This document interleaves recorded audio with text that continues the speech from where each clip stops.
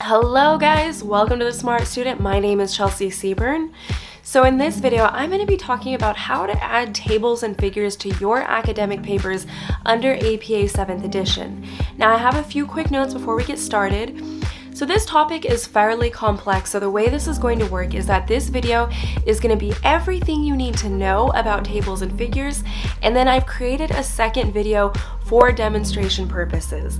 That video can be found linked down in the description below, along with everything else APA formatted related. So be sure to check out that playlist while you're down there as well. But with no further ado, let's go ahead and get started.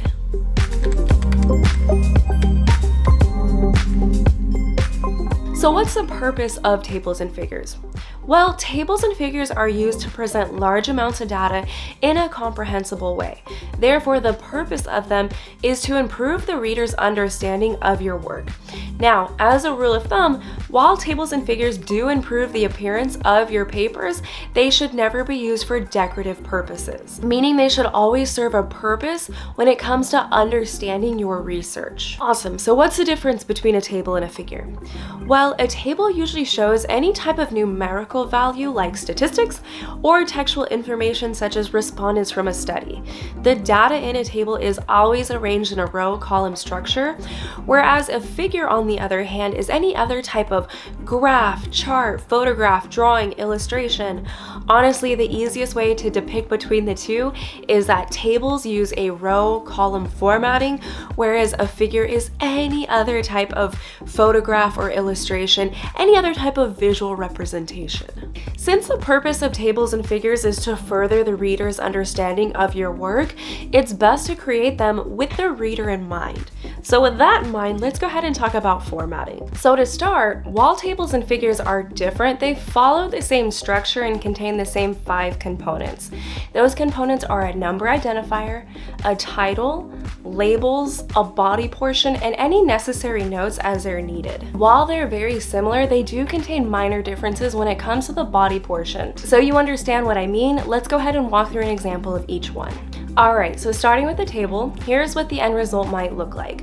By the way, the video I mentioned at the beginning of this video where I walk you through a demonstration of actually building a table, this is the table that I'm building. So if you're interested in watching that tutorial, again, be sure to check out this video up here. Anyways, starting with the first component, which is the number identifier. The number identifier will always be the first component in your table, and it should be located flush left, typed in bold like you see it is here. This is table number 1 because it's the first table in my document. If I had a second table, you would label that table number 2 and so on and so forth. Next, you have the table title. This should be typed out using capital case and italic fonts. Capital case meaning that all major words are capitalized. Moving on to the next component, which is the body portion of the table. Now you already know that tables are made up of rows and columns. Those rows and columns are what are considered the body portion. They can be either single, 1.5, or double spaced. This example is using single space lines. When you create your own tables, you'll decide which spacing is most appropriate for your document. One thing I'd like to point out here is that everything outside the body portion should follow the same double spaced spacing as the rest of your paper. The next component is your headings, and headings are what you use to label your columns and your rows. Now, there are a few different variations on the different types of headings, but in general, all tables will use column headings and stub headings. Column headings are simply the top headings going vertical, and a stub heading is the heading for the leftmost column. Final component is your notes. If you include those, they'll be included directly underneath your table, and the purpose of them is simply to describe parts of the table that are not easily understood on their own. There are 3 different levels of notes, including general, specific, and probability. For time purposes, I'm not going to go into those here, but I will say this. General notes come first, followed by specific, and then probability, like you see they are layered here in this example. Now moving on to the figure example. Like I said before, they contain the same 5 components with minor differences to the body. As you can see here, you have the number identifier coming first, typed out in bold, flush left. Rather than saying table 1, you would label this figure 1, signifying that it's a figure. Underneath the figure number comes a title, which, similar to the table, should follow the same capital case in italic font. Next, you have the body of the figure. And the first minor difference to note here is that rather than calling it the body, it's referred to as the image. Depending on what type of figure you're creating, the image could be a chart, graph, photograph, illustration. The image in this case is a graph.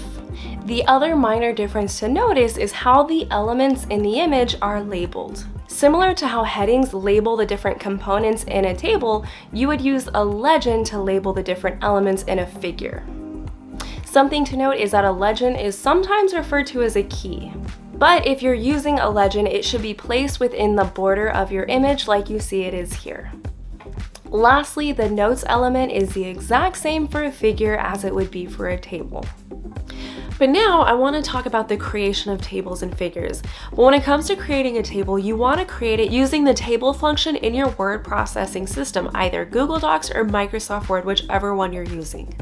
If you're copying and pasting it from another source, you may have to adjust the formatting once it's in the document, but as a rule of thumb, you should never use the key function or the space bar to create the look of a table. This approach is well known to creating formatting issues, so you just want to avoid it at all costs. Now, if you're creating a figure, there is far more flexibility on how you can create them.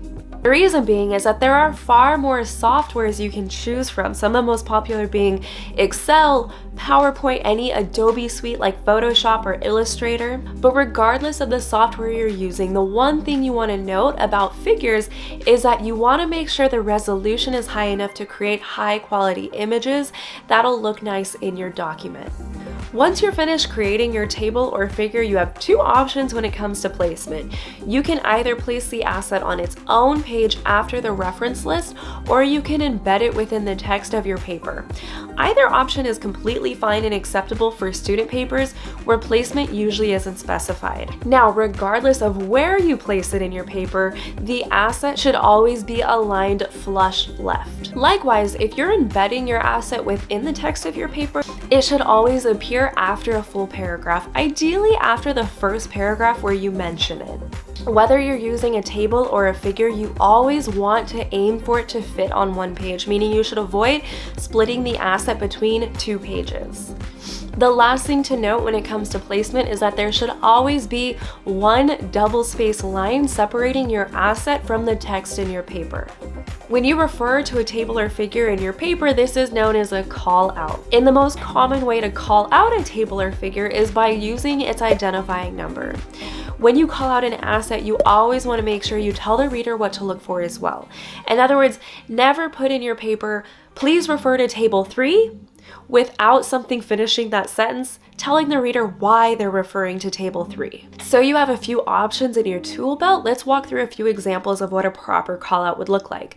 So you can call out the table or figure at the beginning of your sentence or at the end. So for example, as shown in table 1, the demographic characteristics, fill in the blank. Figure 2 shows the event-related potentials, fill in the blank.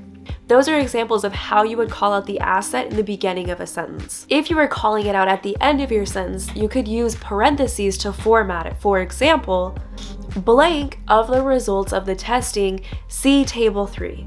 Blank are the comparisons, see figures 4 and 7. One thing to note is that no matter how you're calling out the asset, the word table and figure is capitalized. You never want to call out a table or figure ambiguously by saying something like, please refer to the table above or below, or please refer to the table on page 32. As a rule of thumb, page numbers often shift during the writing process, so calling out an asset in this manner can cause confusion for the reader.